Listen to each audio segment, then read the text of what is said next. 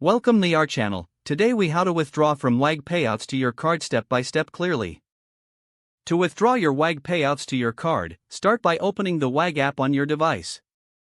Log into your account using your registered email and password. Once logged in, navigate to the Wallet section from the main menu.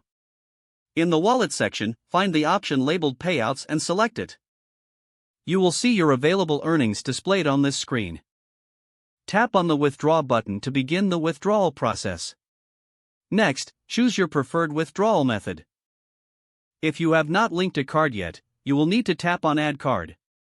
Enter your card details as prompted, including the card number and After entering the details, make sure to verify that they are correct. Once your card is added, return to the withdrawal screen. Select your newly added card as the destination for your payouts. Enter the amount you wish to withdraw. Review the transaction details to ensure everything looks accurate.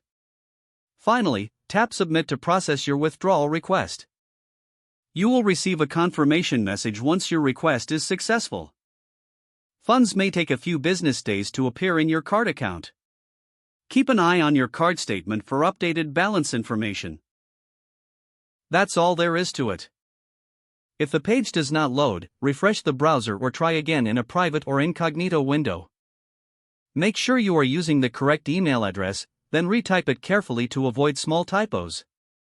If your password is not accepted, use the reset option and create a new strong password you can remember. Check your spam folder for verification or security emails, then complete any requested confirmation steps. Enable two-factor authentication if available to improve account security and reduce unauthorized access risk. After signing in, review your profile details so your contact information and settings are accurate and current.